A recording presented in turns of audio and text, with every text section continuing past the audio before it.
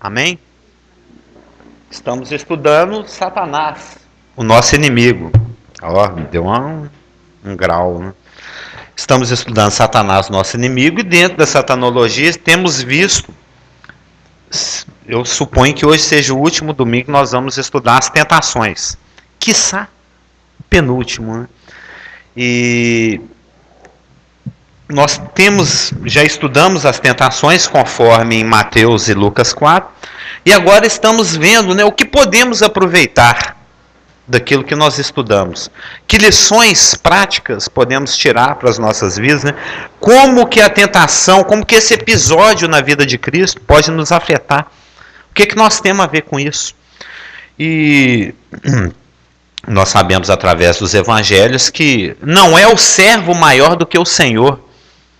Se o Senhor, o nosso Senhor, foi perseguido, foi odiado, foi antagonizado, né? Se houve resistência, muito mais nós que somos os servos.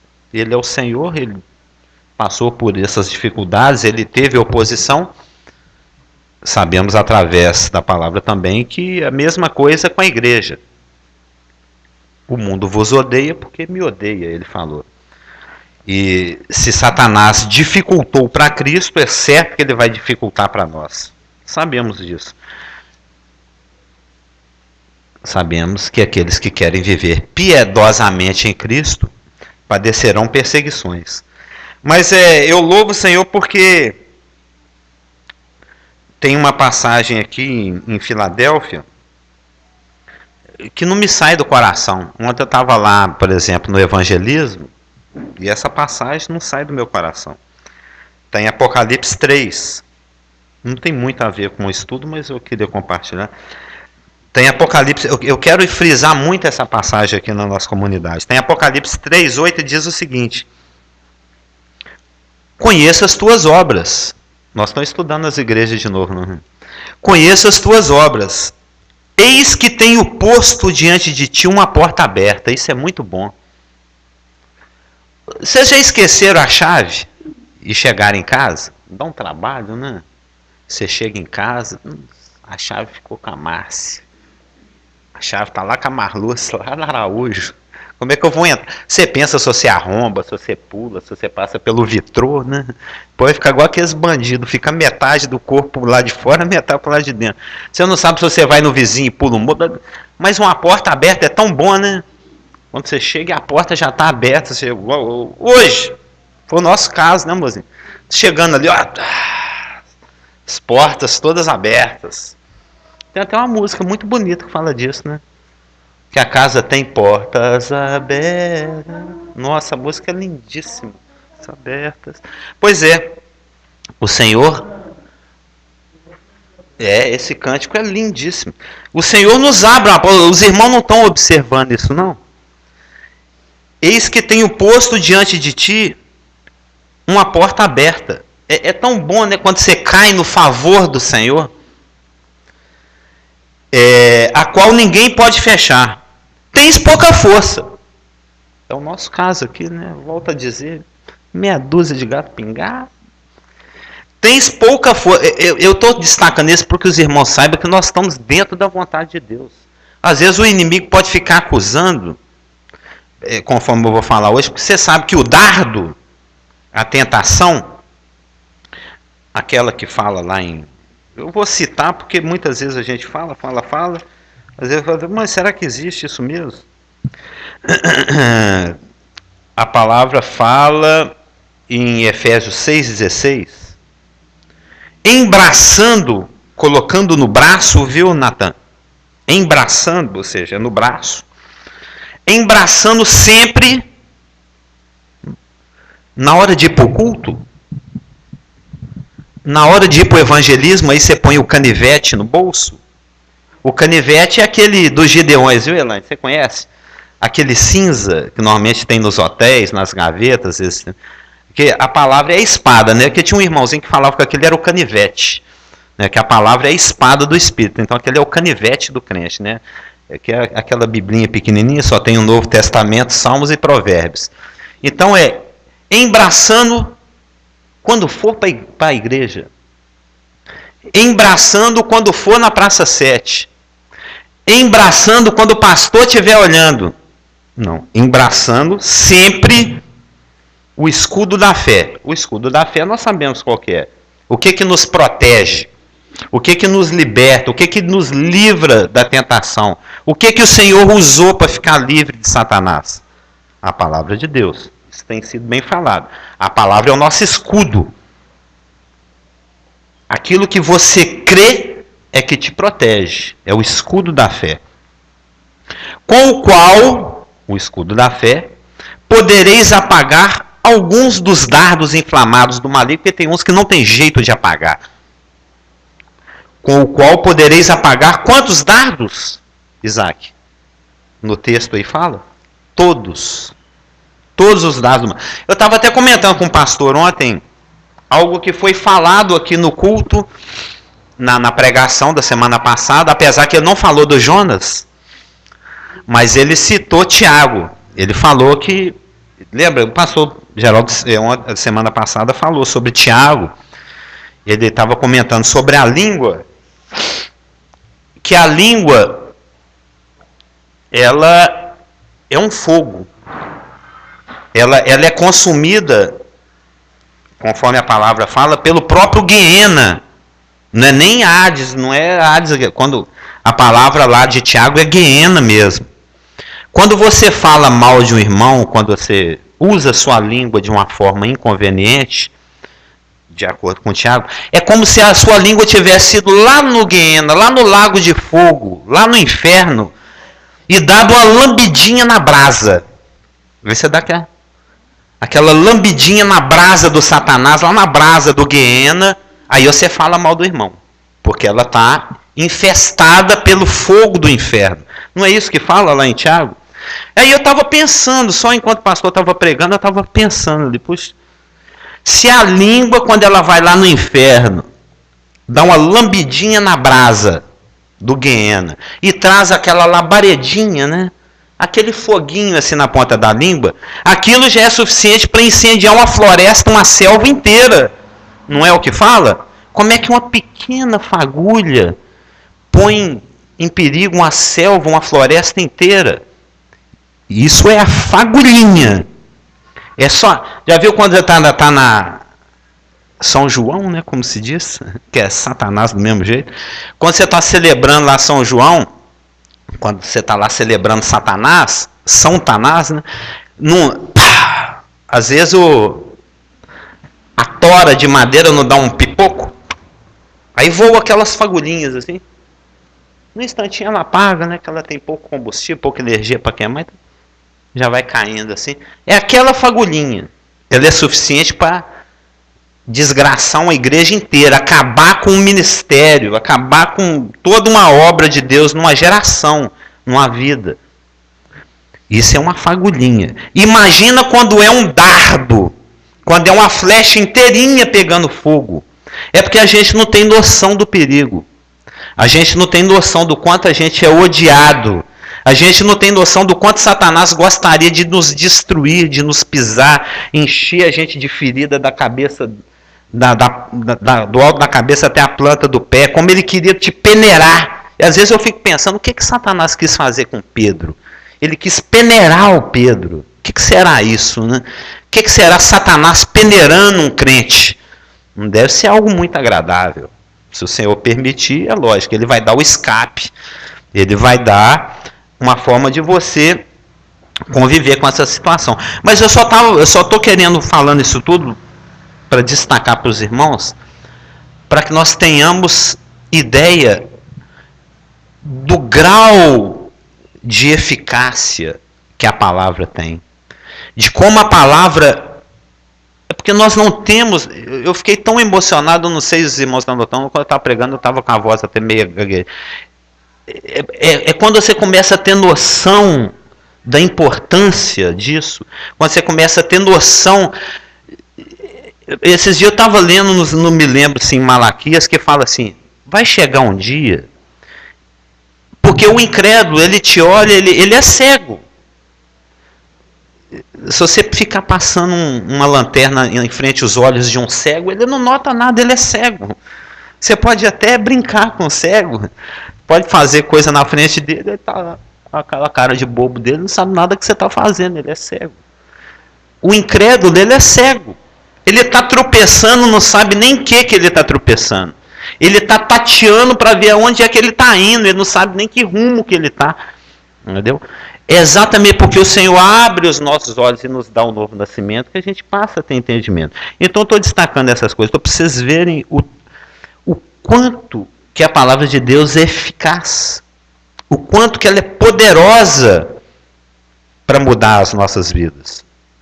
Se nós tivéssemos noção do poder que a palavra de Deus tem, de você ir numa praça, eu estava comentando isso com a Margot ontem, você vai numa praça, você pode falar que não está aqui para roubar, para matar, mas você está ali só para vender o seu produto, olha a cobra ali saindo, você pode gastar o tempo das pessoas falando um monte de abobrinha ali na Praça 7, você pode ficar pulando dentro daquele arco de bicicleta cheio de faquinha, né? Você pode fazer um monte de palhaçada ali.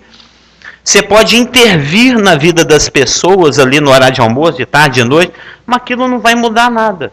Ela vai aprender uma lição moral, ela vai aprender alguma coisa, ela vai tirar algo de proveito para algo prático da vida dela, mas aquilo não vai mudar a eternidade dela.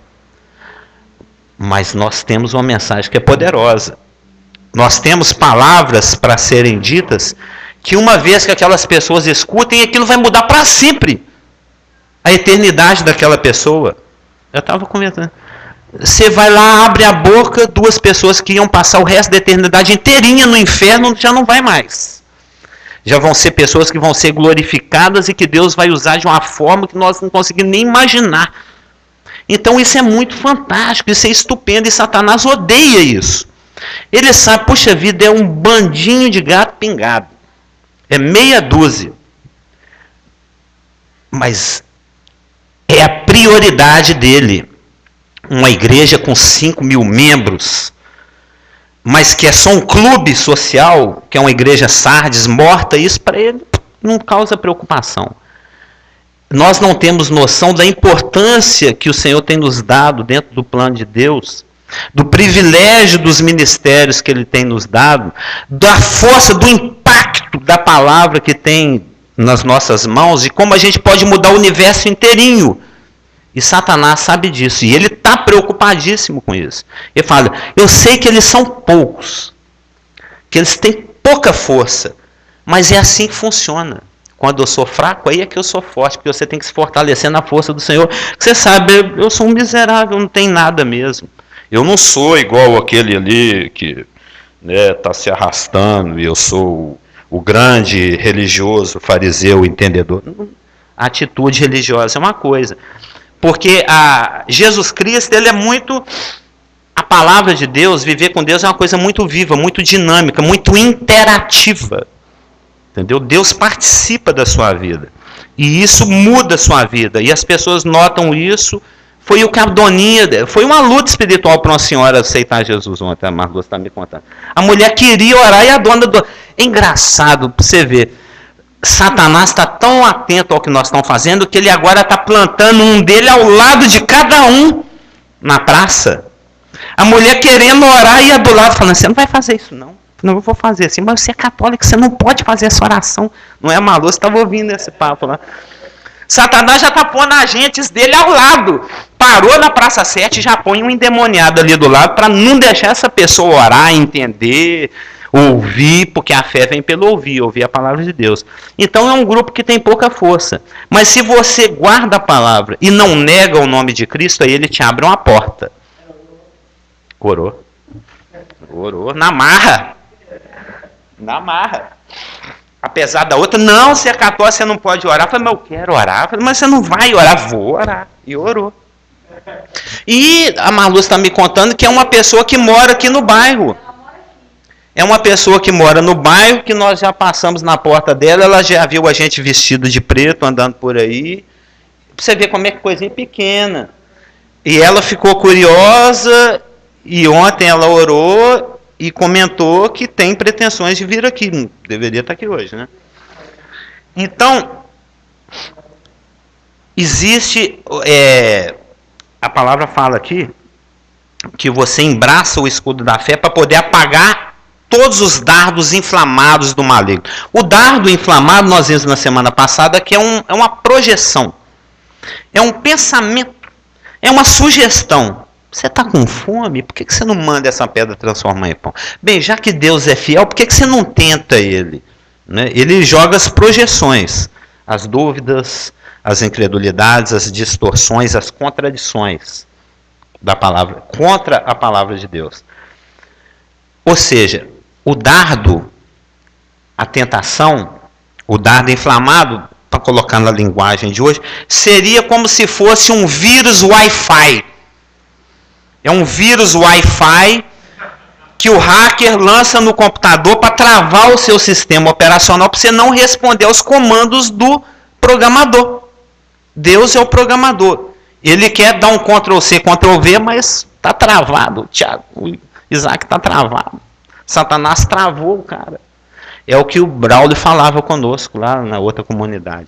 Satanás só tem um objetivo: neutralizar o crente. Fazer ele ficar calado.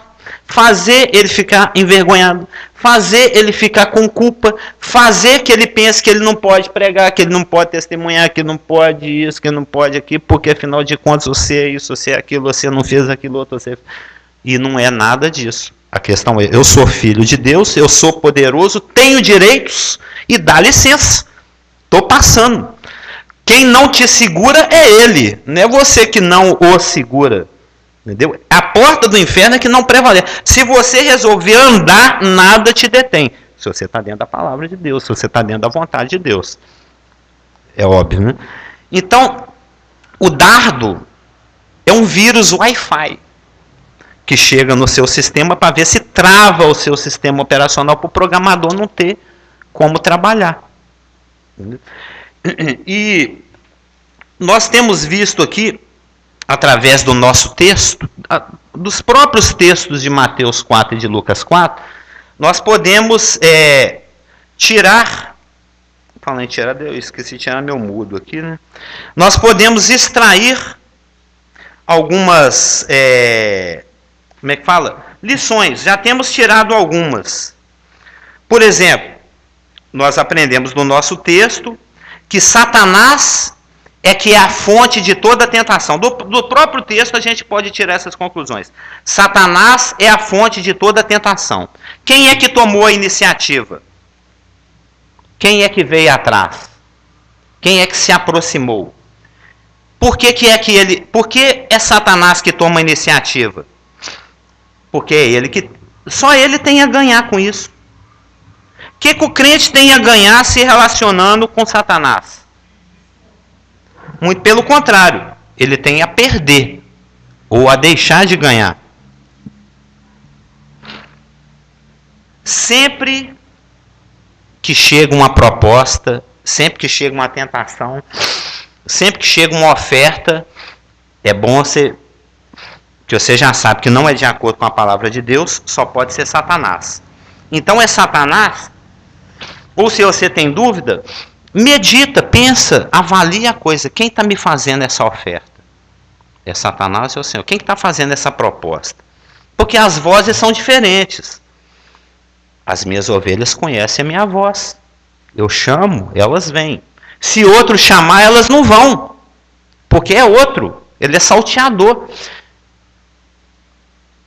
Como é que você conhece a voz do Senhor? Como é que você se habitua à voz do Senhor? É lógico, se você já estudou Salmos, se você conhece Salmos, você sabe que a voz do Senhor corresponde à palavra de Deus. Então você tem que se habituar à palavra de Deus. Você tem que estudar a palavra de Deus. Você tem que conviver com a palavra de Deus. Você tem que dar tempo para a palavra de Deus. Você tem que permitir que a palavra de Deus te mude. Você tem que permitir que a palavra de Deus te molde. Você tem que permitir que a palavra de Deus te habite. Você tem que se familiarizar com a palavra de Deus. Você tem que gastar tempo com a Bíblia. Porque quando o inimigo vier com a projeção, não tem nada a ver, Satanás. A Bíblia fala completamente o contrário. Recusa a sua oferta. Porque aí você passa a ter entendimento das coisas. Você já não é mais como um menino bobão que qualquer um pega pela mão e vai levando. Chega um estranho, pega na sua mão e vai te levar. Ô, quem é você? Eu vou gritar, vou chamar a polícia. E começa a berrar. Opa, tá errado esse negócio aqui. Não conheço esse cara? Ele vai me pegando pela mão, vai me levando assim? É o inimigo. Você tem familiaridade com a voz do papai. Você sabe como é que Jesus conversa. Você sabe como é que é a voz do Espírito Santo. Você sabe que tipo de conselhos ele dá. Se já deixou dúvida, já não é Deus. Porque a palavra fala que o que é de dúvida não é de fé. Se não é de fé, pega. É simples. Se você se familiarizar com a palavra de Deus, não vai ser difícil distinguir a voz de Deus. Na hora que vier a sugestão, falou, opa, isso está totalmente contra a palavra. Então não é a voz, é outra voz. Esse é salteador, esse eu não sigo não.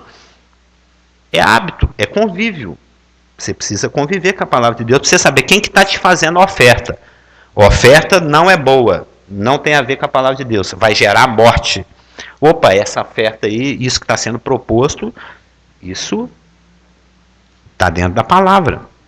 E mesmo assim ainda temos que tomar cuidado, porque também existem tentações que pedem ações que têm a aparência de piedade e justiça, mas na realidade ela parece ter uma base bíblica, mas não é bíblica. Lembra da segunda tentação? Está escrito, aos teus anjos darás ordem, para o seu pé não tropeçar, então você pode pular. Aí ele vai distorcer a palavra. A palavra está falando sobre tropeçar, não está falando sobre pular.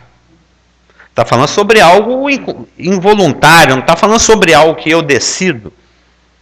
E por isso que quanto mais você conhece a palavra, porque se você não tem nenhum conhecimento da palavra, ele vai projetar, ele não vai nem gastar tempo abrindo Bíblia para criar argumento. Ele vai jogar um argumento tosco, rude, né? Agora, se você já tem algum conhecimento da palavra, ele já vai elaborar melhor a tentação dele, porque ele sabe que você não engole assim, de qualquer jeito. Você já tem um certo conhecimento. Se você afina seu conhecimento, se você é um pastor Stevens, por exemplo, que tinha muito conhecimento, pelo menos na minha opinião, pelo que pouco que eu convivi com ele, devia ser dificílimo Satanás tentar aquele homem. Porque ele tinha que estudar muita Bíblia para elaborar uma tentação, porque era uma pessoa que gastava muito tempo, pelo menos parecia, né? Gastava muito tempo estudando a palavra, se inteirando do que Deus pensa. Então, para Satanás criar uma oferta, uma projeção, um dardo, que atinja uma pessoa que conhece tão bem a palavra de Deus, é difícil. Ele tem que elaborar muito bem o ataque dele. Ele tem que ficar aguardando muito uma ocasião oportuna, porque é uma pessoa que dá pouca oportunidade. Nós vimos em umas 3 semanas atrás, como é que fala? Como é que eu usei o nome?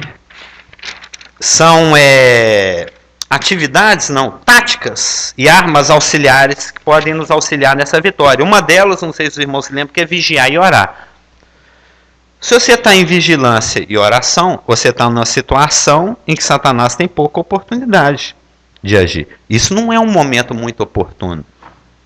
Um momento muito oportuno é de TPM e batendo o dedinho que tem a unha encravada na quina da mesa. Aí é uma boa oportunidade. Agora, louvando, etc., cheio do Espírito, vai ser pouco provável que ele consiga. Então, a vigilância e a oração neutralizam a potencialidade da tentação. Outra coisa que nós podemos aprender com as tentações, bom dia, é que a proposta de Satanás, a tentação sempre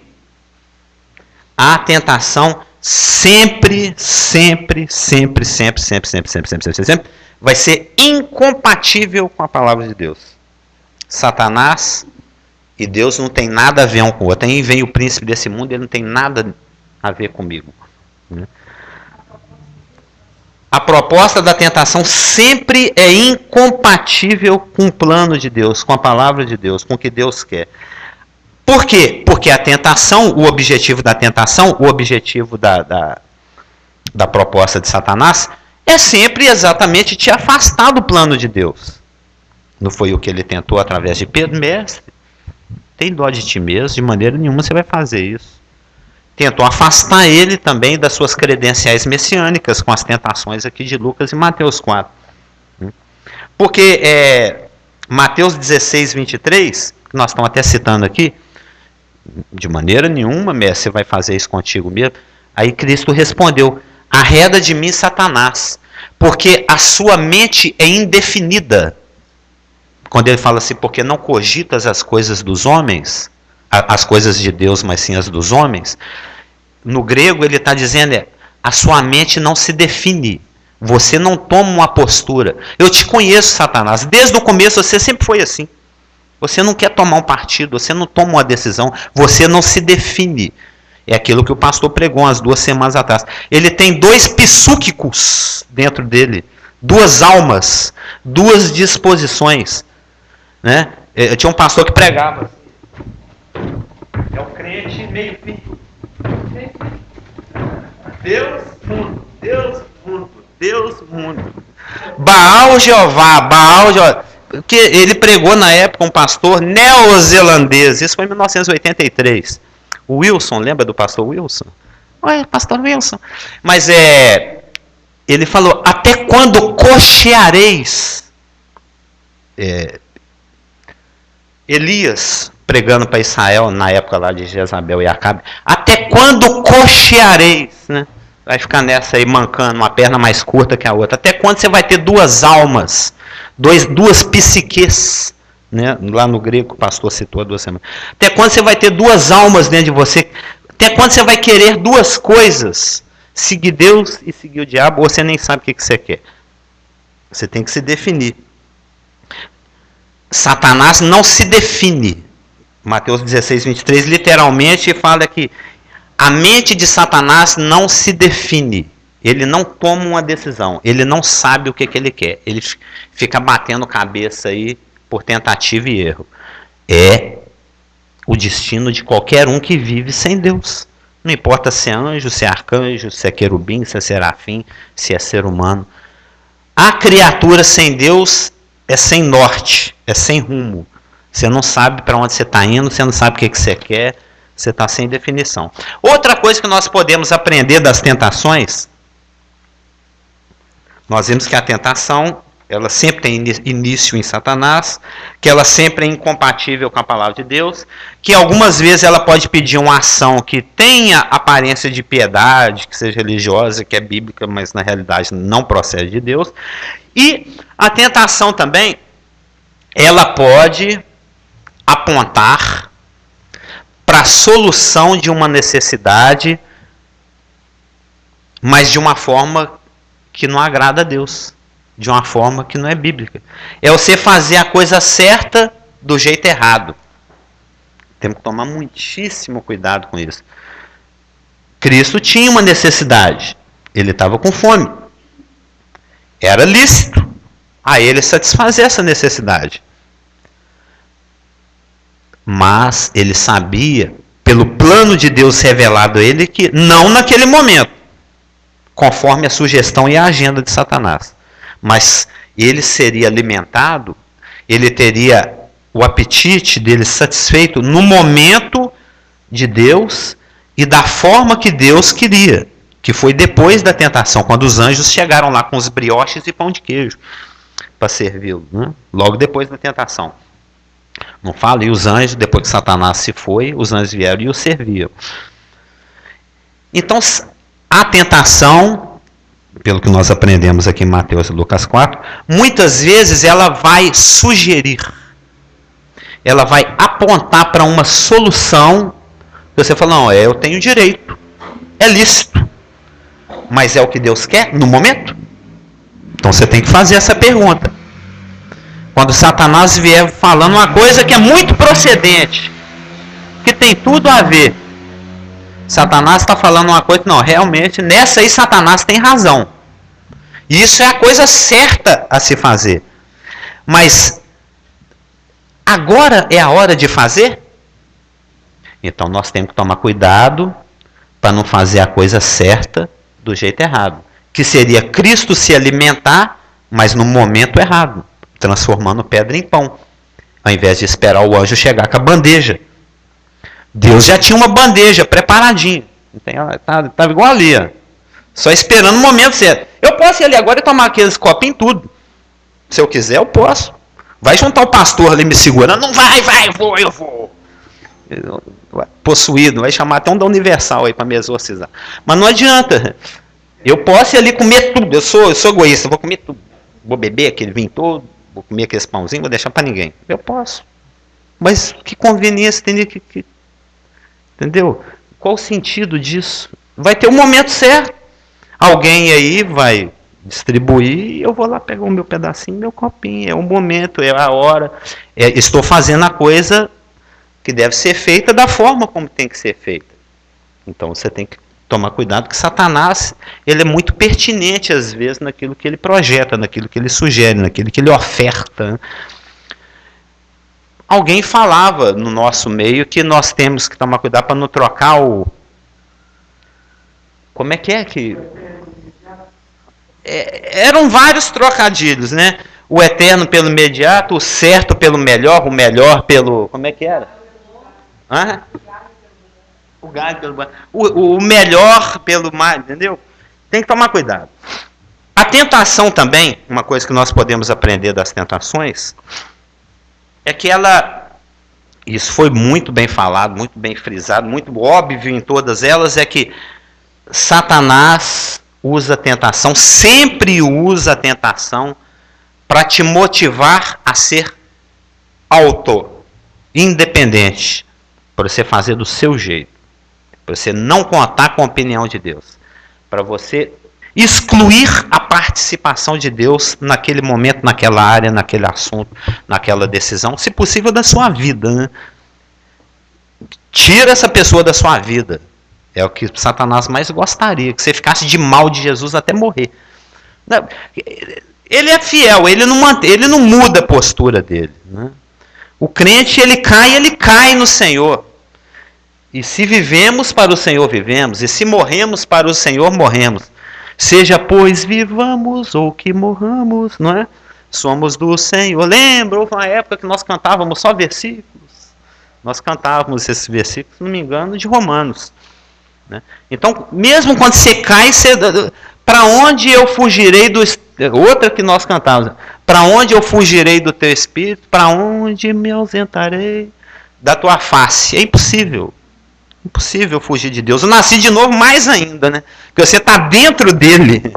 Você é um só espírito com Deus. O Espírito Santo e o seu espírito já nem tem distinção mais, já são um. Igual o marido e a mulher quando se unem, né, na conjunção carnal, ou seja, isso é assunto lá de Coríntios 7, seja extrema aí, Efésios 2, seja totalmente unido a Cristo. Você não vê mais onde termina Jesus, onde começa o Carlos Augusto, você nem sabe mais. É um só espírito, né? Então, mas ele vai jogar o vírus Wi-Fi dele, a projeção dele. Não, Deus está triste, Deus está zangado, Deus não gosta, Deus não quer, não pode, está errado, fica de mal de Deus. Não evangelize, não leia a Bíblia, não vá na igreja, não divulgue o evangelho, não seja piedoso, não seja justo. É tudo o que ele quer. Não tenha nada a ver com Deus. É a mais absoluta vontade de Satanás para você, que você fique desviado o resto da sua vida, entre aspas, né? Como dizem por aí. Então, seja independente, faz as coisas do seu jeito, fica perdendo tempo com esse negócio de Deus, Bíblia. É a sugestão de Satanás. Seja o seu próprio Deus. Seja semelhante ao Altíssimo. Seja como eu. É o que ele sugere. Se vire sozinho, fica dependendo do tempo de Deus, a forma de Deus, o jeito. Você pode fazer do seu jeito. E nós sabemos aqui que, para os mais jovens, por exemplo, eu posso dar o testemunho que eu já fiz dos dois jeitos, e com Deus é melhor. Eu já tentei do jeito independente, só dei burrada, só fiz. A gente só tropeça, a gente só toma tombo, é só lenha, só dá problema, não dá certo. Nós... Primeiro, eu estava comentando isso também ontem com a Marlúcia, depois que terminar o trono branco, que acabar essa história toda da humanidade, essa troca da lâmpada aí, é que Deus finalmente vai poder curtir o homem. Porque ele fez o homem para ter comunhão com o homem. Ele fez o homem porque ele vinha bater um papo com Adão na virada do dia, lá no finalzinho da tarde. Por quê? O dia judaico, a gente sabe, começa do finalzinho da tarde para o iniciozinho da noite. Ou seja, assim que o dia começava, Deus já vinha bater um papo com Adão. Era o prazer de Deus, o barato de Deus é ficar ali papeando com Abraão. Abraão, estou aí pensando em destruir Sodoma, o que você acha? Você tem uma opinião a dar? Ele quer participação, ele quer participar da sua vida e quer estender a vida dele para que você participe dela. É comunhão. Aí veio a serpente, aprontou isso tudo aí que a gente sabe, e Deus mandou o filho dele, morreu, a gente divulga isso, e a coisa está sendo toda revertida para depois que for criado novos céus, nova terra, que ele tiver conseguido limpar essa sujeirada da velha criação, aí é que ele vai poder... onde é que nós estávamos mesmo, Adão? A gente estava batendo um papinho antes daquela serpente atrapalhar, mas como eu estava te dizendo, aí alguns milhares de anos depois, Deus vai... Mas, o novo Adão, Carlos Hamilton, como eu estava te falando aquele dia, aí é que ele vai voltar ao início, ao propósito inicial. Então, mas nisso, nós temos as primícias do Espírito. A igreja, por ela estar totalmente fora dos planos de Deus, ela é muito privilegiada. Deus dá para a igreja amostras, pequenas degustações, né, pequenas amostrinhas, do que a humanidade um dia vai desfrutar. Do que Israel um dia, lá no futuro, vai desfrutar. Nós já temos antecipações. A presença total do Espírito, a iluminação da palavra, poder degustar, saber tudo que vai acontecer no porvir, o Senhor fica nos revelando, Ele abre a mente dele. Quem conheceu a mente do Senhor para que o possa instruir? Quem tem a capacidade de saber até onde vai a profundidade do pensamento de Deus? Eu, o nascido de novo. Qualquer um aqui. Ele disponibilizou. Eu resolvi abrir para vocês da igreja, para você nascido de novo, para você noiva do meu filho, a minha mente. A minha mente está aqui, ó, eu não vou esconder nada de vocês. Está tudo aberto. Para a igreja ele deu tudo. Tudo. A igreja é privilegiadíssima. Mais do que... Se um dia nós tivermos oportunidade, nós vamos ver que existem 7 grupos de salvos lá na eternidade. 7. E nós somos um desses grupos. E de todos os 7, nós somos o mais privilegiado. É a noiva. Eu tenho lá, o meu irmão me visita. Ele senta lá na minha sala, toma do meu café. A minha mãe, eu visito minha mãe, visito meu irmão, meus filhos me visitam. Mas com quem que eu tenho mais comunhão? É com a Marluce. Pastor Geraldo, qualquer pessoa casada, Cliff. Quem mais conhece o Cliff nesse planeta? É a Márcia. Quem mais conhece a Márcia? É o Cliff. Os dois são uma só alma. Os dois ali. Os dois são uma só alma. É uma alma só. Os dois formam um só. Quando Deus olha assim, só vê um. Eu não sei como é que funciona isso, mas será que ele pega o óculos do Cliff com o cabelo da Márcia? Como é que será que ele vê? Mas de qualquer maneira, somos indivisíveis, nós somos um só com o Senhor. O Senhor nos abre a mente dele, ele revela o que ele pensa em profundidade. É o que está escrito em Coríntios, é só estudar Coríntios. Então, Deus quer exatamente o contrário de Satanás. Ele quer dependência.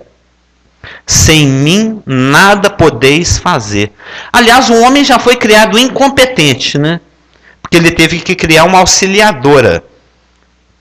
Então, nós somos incompetentes. Nós, os machos, vamos dizer, já nascemos incompetentes, que precisa de uma ajudadora. Precisa de alguém que me ajuda. Então, se eu preciso de uma ajudadora, é porque eu não tenho competência.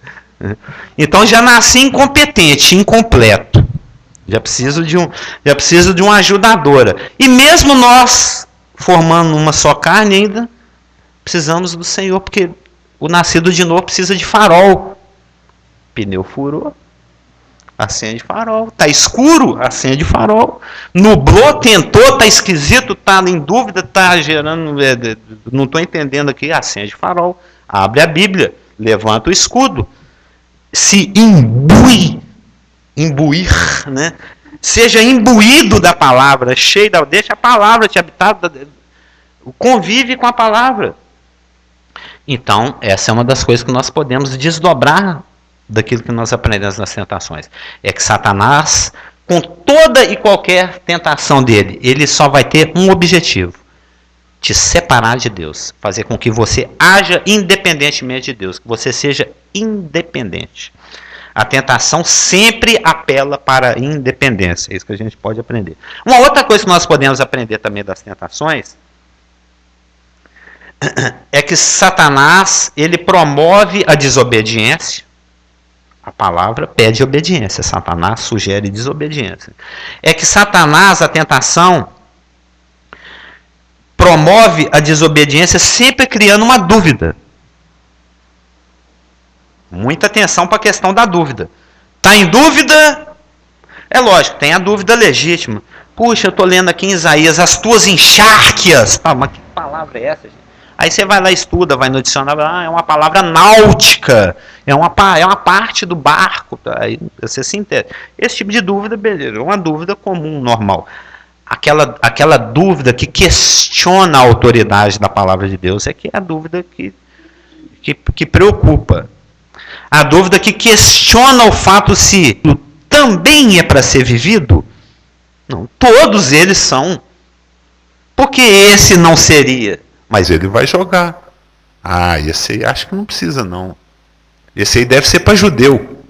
Hein? Deve ser para judeu esse aí. Ou seja, por isso que em todas as tentações tinha qual cláusula? Se a tentação, a matéria-prima básica dela praticamente é a dúvida. Satanás trabalha com a dúvida. Porque é com a dúvida que você vai duvidar ou não da bondade de Deus. Eu estou passando fome aqui, será que Deus é bom? Citando Cristo, né?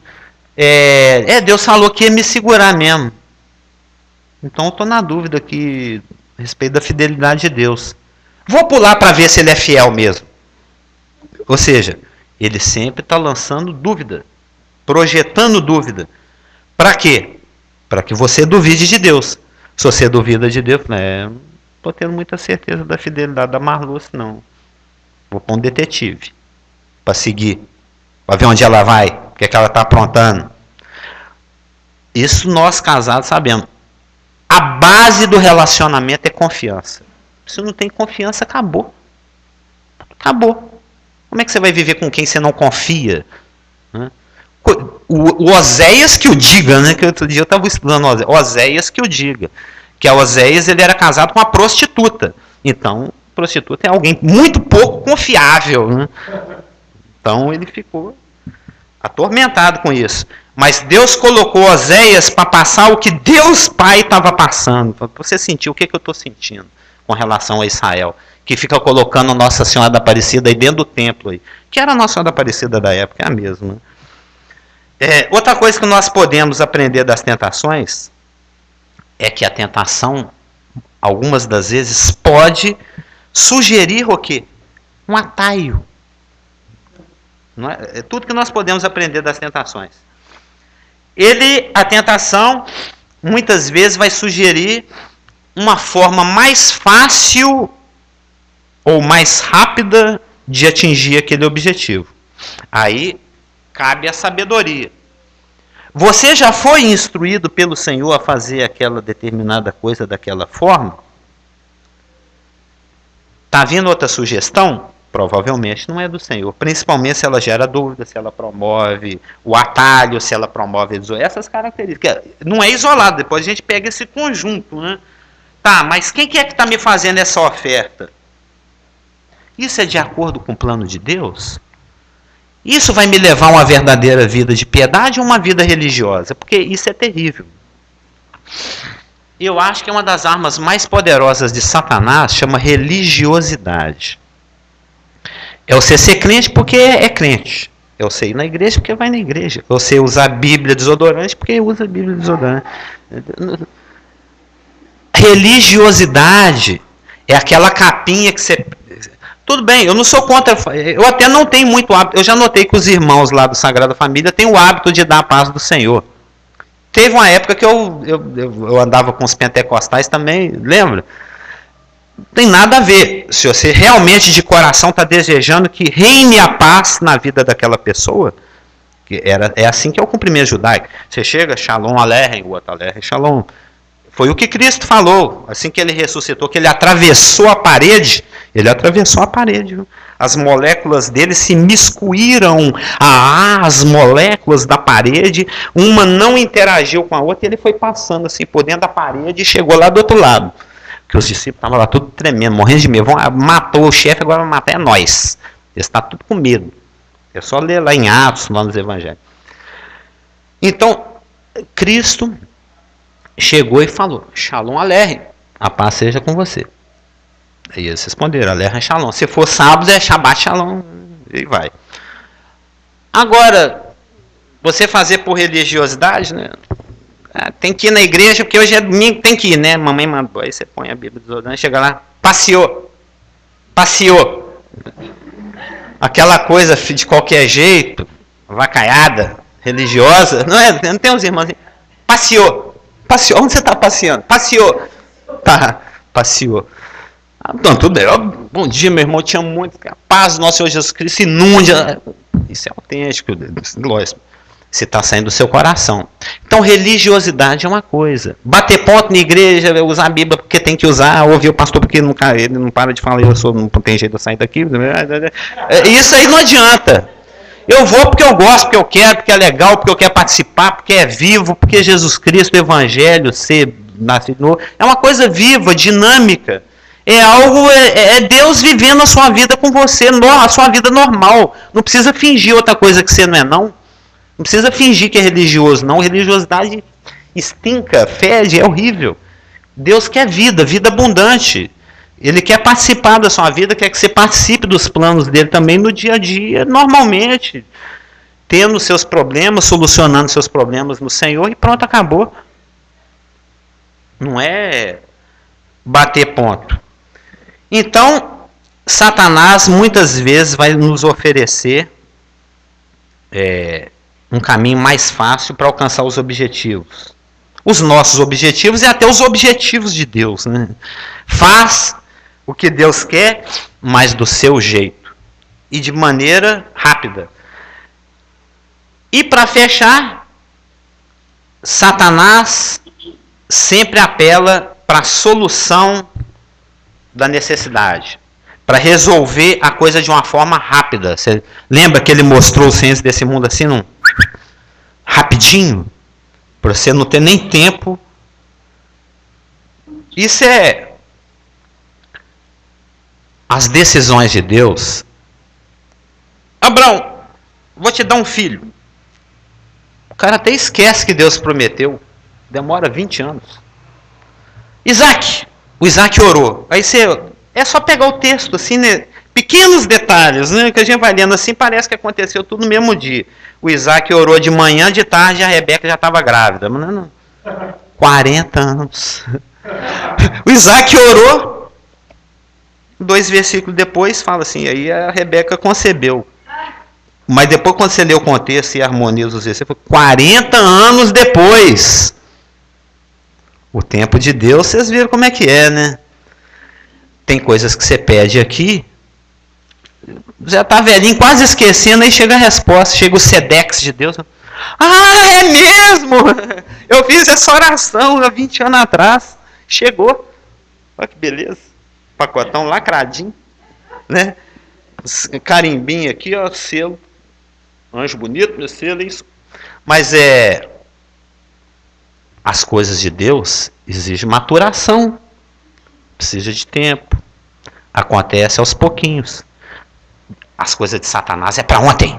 Para agora. Agilidade. Vamos a isso. Ou o mundo aí quer, me adora. É uma coisa rápida, uma resposta impensada. Você não tem tempo para meditar, você não tem na multidão de conselheiros a sabedoria. Não, eu vou questionar o pastor, eu vou perguntar, eu estou pensando em tomar a seguinte decisão, você acha sábio? Ô pastor, o outro pastor falou que acha sábio, você também acha? Aí você se aconselha, você ora, você medita, você vai maturando a sua decisão. Essa é a forma de Deus fazer as coisas. Satanás vamos rápido, sobe aí, ó. pega logo essa buchinha, sai da minha boca. É sempre aquela coisa rápida. Sai logo, vambora, decide. E aí, quer me adorar? Ó o que é que eu estou oferecendo para você aqui, ó. Beleza? Gostou do produto? Quer levar? Assim, não se decide as coisas assim. É uma coisa que você... Mas a tentação sempre vai querer que você haja aqui, agora. Não é lá que o rapaz fala. É sempre para ontem. E eu menti, eu falei que era a última coisa, mas agora é a última coisa. Sempre também, essa eu pensei muito na Elaine, sempre, é algo que a gente andou conversando, Satanás sempre vai apelar para o orgulho próprio e para a necessidade de provar algo para si mesmo. Isso aí que é o mais cruel. Que o juiz mais cruel de todos não é o irmão dedo duro, não é o irmão do poste no olho. Você conhece o irmão do poste no olho, né? Ele tem um poste querendo tirar seu cisco, né? Então, o pior de tudo não é Satanás, não é o mundo, não é o irmão, não é a pressão. O pior de tudo é você mesmo. É o tanto que você se exige, o tanto que o seu orgulho próprio te cobra, o tanto que você... Ele tentou projetar em si Jesus. Mas Jesus, ele tinha o escudo, ó, pegou e voltou. Ele se defendeu. Ele falou, você tem que provar que você é o filho de Deus. Você tem que dar provas que é o filho de Deus. A voz celestial falou que você é o filho de Deus. Esse é o meu filho amado. Você tem que provar que você é o Messias. Pula aí do tempo, mostra que você é o Messias. Existia uma tradição lá, na época, eu acho que eu comentei quando nós estudamos, que o Messias ia pular do pináculo quando ele se apresentasse. Ia dar um show. Isso é uma tradição judaica, isso não é bíblico, né? Então Satanás, ele tentou fazer com que Jesus provasse que era o Filho de Deus, provasse que era poderoso, colocasse à prova a fidelidade de Deus, ou seja, você tem um ego que merece ser respeitado, você tem que provar o seu valor, você tem que provar o quanto você é, o quanto você vale, o tanto que você aceita, o tanto que você é filho, o tanto que você é poderoso. Você não tem que provar nada, eu só tenho que obedecer, eu tenho que ser Obadias. Que obede, em hebraico é servo, né? Iá é Deus, né? Então eu tenho que ser Obadias, servo de Deus. Mandou, estou indo fazer, não pergunto nada, simplesmente obedeço. Eu não tenho que provar nada para ninguém. Nem para irmão, nem para a igreja, nem para Deus. Que o que tinha que ser provado, Cristo já provou por mim. Amém? Então, toma cuidado com os vírus Wi-Fi. Toma cuidado com os pensamentos que chegam à sua mente. Toma cuidado com as ofertas, com as propostas, com as sugestões, com os atalhos, com as formas fáceis de fazer as coisas. Toma cuidado com a voz do outro, com a voz do mercenário, que ele só quer te matar, te roubar e te destruir. Mas Jesus quer que nós tenhamos vida e vida abundante. Amém? Podemos